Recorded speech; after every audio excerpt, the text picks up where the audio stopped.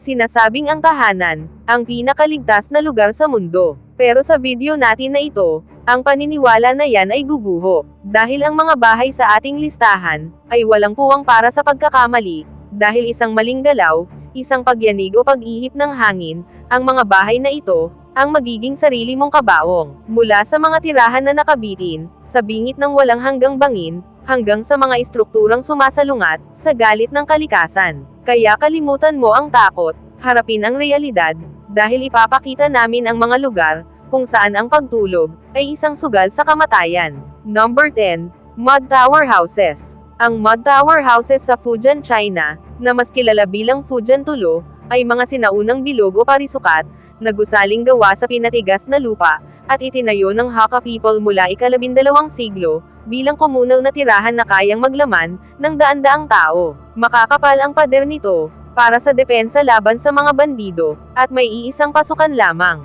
Bagamat matibay, at UNESCO World Heritage Site ngayon, subalit maaari itong maging mapanganib tirhan, dahil sa ilang salik. Una, ang materyales nitong lupa, ay maaaring humina sa matinding ulan, baha o lindol, lalo na kung luma na, at kulang sa maintenance. Ikalawa ay kulang ito sa modernong safety features, kagaya ng maayos na fire exit at electrical system, kaya mataas ang panganib sa sunog. Ikatlo ay dahil siksikan ang disenyo, at iisang entrance, ay mahirap ang mabilisan, na paglikas sa emergency. At ikaapat ay ang lokasyon nito, sa rural at bulubunduking lugar, ay maaaring malayo sa agarang rescue o medical services, kaya kahit kahanga-hanga sa kasaysayan at arkitektura, pero may mga limitasyon ito, pagdating sa modernong kaligtasan.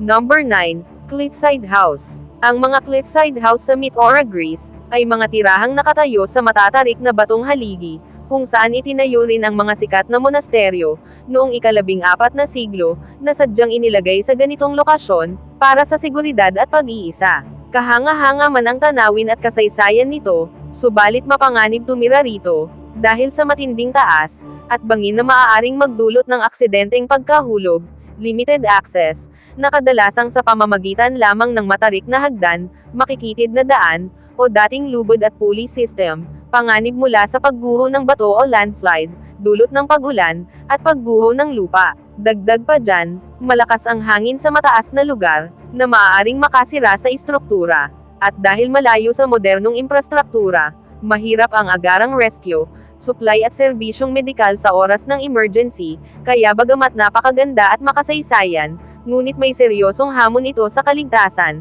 at pang-araw-araw na pamumuhay. Number 8, Floating Houses. Ang mga floating house sa Amazon River sa Brazil, ay mga bahay na nakatayo sa mga kahoy na plataporma, na kusang umaangat at bumababa kasabay ng lebel ng tubig, kaya nakakatulong sa pamumuhay ng mga komunidad, na nasa gilid ng ilog. Pero gayunpaman, mapanganib tumira rito, dahil sa pabago-bago na agos, at malalakas na pagbaha, na maaaring magdulot ng pagkasira, o pag-anod ng mga bahay, panganib mula sa mga hayop, katulad ng buwaya, ahas at pirana, at mataas na tsansa ng pagkalunod, lalo na sa mga bata. Dagdag pa dyan, limitado ang matibay na estruktura at fire safety, madalas kulang sa malinis na tubig, at maayos na sanitation, kaya nagkakaroon ng sakit, at dahil liblib ang lokasyon, mahirap ang mabilis na access sa ospital, rescue services, at iba pang mga pangunahing pangangailangan, kaya kahit praktikal sa kapaligiran, subalit may kaakibat itong seryosong panganib, sa kaligtasan at kalusugan. Number 7, Floating Village. Ang floating village sa Tonle Sap Lake sa Cambodia, ay mga komunidad na nakatayo sa mga bahay, na lumulutang o nakastilt, na umaangkop sa matinding pagbabago, sa lebel ng tubig ng lawa, na maaaring tumaas ng ilang metro sa tag-ulan, at bumaba ng malaki sa tag-init, kaya mahalaga ito sa pangingisda, at kabuhayan ng mga residente. Pero gayunpaman, mapanganib tumira rito, dahil sa malalakas na pagbaha at bagyo, na maaaring magpalubog, magpalayo o magbanggaan ng mga bahay, at sa kawalan ng matibay na infrastruktura, at mga fire safety. Dagdag pa dyan ang maruming tubig, at kakulangan sa sanitation, ang nagdudulot ng mga sakit, katulad ng diarrhea at skin infections, at may panganib din ng pagkalunod, lalo na sa mga bata. Dahil sa pagiging liblib, at palutang-lutang ng komunidad, ay mahirap ang mabilisang akses sa ospital, edukasyon at rescue services, kaya kahit angkop sa kapaligiran, pero may seryosong hamon ito sa kaligtasan at kalusugan ng mga nakatira dito.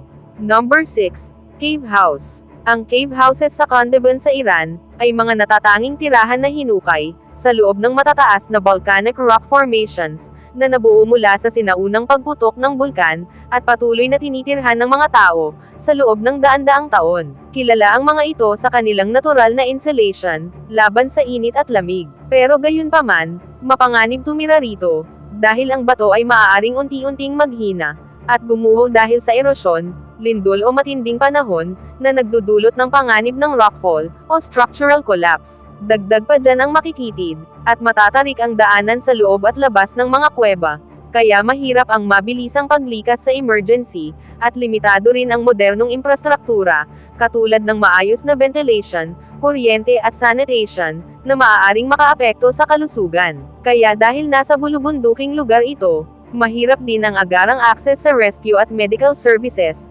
kaya kahit kakaiba at makasaysayan, ay may kaakibat itong seryosong panganib sa kaligtasan ng mga residente. Ang bawat mga impormasyon na ibinabahagi namin, ay bunga ng masusing pananaliksik, upang dalhin kayo sa mga sulok ng mundo, na hindi pa natin nakikita. Kaya kung pinapahalagahan mo ang ganitong uri ng content, isang simpleng like at subscribe lang, ay malaking tulong na, upang maipagpatuloy namin ang paggawa ng mga dokumentaryo, na kagaya nito. Number 5. Hanging House. Ang tinutukoy na hanging house sa Huashan Mountain sa China, ay mga estrukturang nakakabit sa matatarik na bangin ng bundok, nakahalintulad ng mga cliffside shelter, at daan ng kahoy na nakakapit sa bato, na matatagpuan sa isa sa pinakamatarik, at delikadong bundok sa nasabing bansa. Bagamat kahanga-hanga ang lokasyon at tanawin, subalit mapanganib tumira dito, dahil sa sobrang taas, at bangin na may mataas na panganib ng pagkahulog, lalo na sa mga makikitid, at madudulas na daanan. Dagdag pa dito ang mga istruktura, ay nakasandal o nakakabit lamang sa bato, kaya maaaring maapektuhan ng pagguho, lindol o matinding panahon, katulad ng malakas na hangin, at mga pag-ulan. Kaya dahil mahirap ang access, ay napakahirap ng evacuation, supply at agarang rescue o medikal na tulong, kaya kahit kahanga-hanga, ngunit hindi ito ligtas, para sa pangmatagalang tirahan. Number 4. Stilt House. Ang stilt houses ng Bajau tribe sa Pilipinas, ay mga bahay na itinayo sa ibabaw ng tubig, karaniwang nakatayo sa mga kahoy na poste, sa mababaw na dagat o coastal areas, dahil sa tradisyonal nilang pamumuhay, na malapit sa pangingisda, at paglalakbay sa karagatan. Bagamat praktikal ito sa kanilang kabuhayan, ngunit mapanganib tumira rito, dahil lantad ang mga bahay sa malalakas na alon, storm surges at bagyo, na maaaring magpabagsak o magwasak ng istruktura, pati na rin sa pagtaas ng tubig, dulot ng climate change. Dagdag pa dyan, limitado ang matibay na pundasyon, kaya mas madaling masira sa paggalaw ng tubig, o pagkabulok ng mga kahoy. May panganib din ng pagkalunod, lalo na sa mga bata, at kulang ang akses sa maayos na kuryente, malinis na tubig, sanitation at emergency services, dahil sa pagiging nasa dagat o malalayong coastal areas, kaya kahit mahalaga sa kultura at kabuhayan, subalit may seryosong panganib ito sa kaligtasan, at kalusugan ng mga residente. Number 3.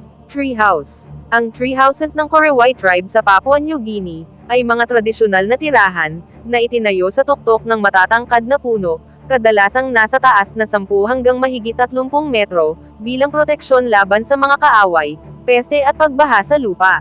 Pero gayunpaman, mapanganib tumira rito, dahil sa napakataas na pagkakalagay nito, na may malaking panganib ng pagkahulog, lalo na kung maghina ang kahoy, lubod o suporta, sa paglipas ng panahon. Dagdag pa dyan, ang mga materyales ay natural at limitado ang tibay, kumpara sa modernong konstruksyon, kaya maaaring bumigay sa malalakas na hangin o bagyo, at mahirap din ang mabilis na paglikas o rescue sa emergency, dahil sa taas at liblib na gubat, na lokasyon nito. Bukod pa dyan, kulang ang akses sa ospital, kuryente at iba pang serbisyong pangkalusugan, kaya kahit praktikal sa tradisyonal na pamumuhay, ngunit may seryosong panganib ito sa kaligtasan, at emergency response, ng mga nakatira dito. Number 2. Cliffside Houses. Ang cliffside houses sa Bandayagara Escarpment sa Mali, ay mga tradisyonal na tirahan ng Dogon people, na nakapwesto sa matatarik na bangin, at mabatong gilid ng escarpment, na ginamit sa loob ng daan-daang taon, bilang proteksyon, laban sa mga mananakop at kaaway. Pero gayunpaman, mapanganib tumira rito, dahil sa napakatarik na lokasyon, na may mataas na panganib ng pagkahulog, lalo na sa makikitid at madudulas na daanan, na ginagamit sa pag-akyat, at sa pagbaba. Dagdag pa dyan, ang mga bahay at istruktura, ay nakadepende sa natural na bato at luwad, kaya maaari itong masira dahil sa erosyon, pagguho ng lupa o lindol, at ang matinding init at tuyong klima, ay maaaring magpahirap sa pamumuhay, at supply ng tubig. Dahil malayo rin ito sa modernong infrastruktura, ay mahirap ang akses sa ospital, rescue at iba pang emergency services, kaya kahit mahalaga sa kultura at kasaysayan, ngunit may seryosong panganib ito, sa kaligtasan ng mga residente. Number 1, Sky Lodge Adventure Suites. Ang Sky Lodge Adventure Suites sa Peru, ay mga transparent capsule na nakakabit sa gilid ng matarik na bangin, sa Sacred Valley ng Andes, kung saan kailangan pang umakyat o magbaba, sa pamamagitan ng ferrate cables, upang marating ang mga silid. Bagamat ito ay luxury adventure experience, ngunit mapanganib tumira rito, dahil sa sobrang taas ng lokasyon, na may direktang panganib ng pagkahulog, habang umaakyat o bumababa, lalo na kung magkamali sa pagkapit, o may biglaang masamang panahon, katulad ng pagulan, hangin o kidlat. Dagdag pa dyan, ang mga capsule ay nakasabit lamang sa bato, kaya vulnerable sa rockfall o paggalaw ng lupa, at dahil exposed sa matinding altitude, maaaring makaranas ng altitude sickness, ang mga bisita. Mahirap din ang agarang rescue, o evacuation sa emergency, dahil sa isolated at vertical na lokasyon nito, kaya kahit kahanga-hanga at exclusive, ay may seryosong panganib ito, kumpara sa karaniwang tirahan. Ang mga estrukturang nakita natin sa video, ay hindi lamang gawa sa bato at bakal. Ang mga ito ay monumento ng katapangan, o marahil ang kawalan ng takot, sa kamatayan. Pinatunayan ng mga bahay na ito, na sa gitna ng galit ng kalikasan, at taas ng mga bangin, ang buhay ng tao ay parang isang manipis na sinulid, na madaling maputol, at mahirap dugtungan. Sa huli, nananatili ang isang tanong, na kayo lang ang makakasagot, na sapat na ba ang ganda ng tanawin, para itaya, ang iyong huling hininga. Kung ang paglalakbay na ito, ay nagbigay sa iyo ng kilabot o bagong kaalaman, i-click ang like button, bilang suporta sa ating channel. Para sa mga susunod pang pagtuklas, sa mga nakatago na katotohanan at viral story sa mundo, ay siguraduhing nakasubscribe ka. Comment mo rin kung alin sa 10 bahay na ito, ang hinding-hindi mo matitirahan, kahit pabayaran ka ng milyon. Salamat sa panonood, at see you on our next videos.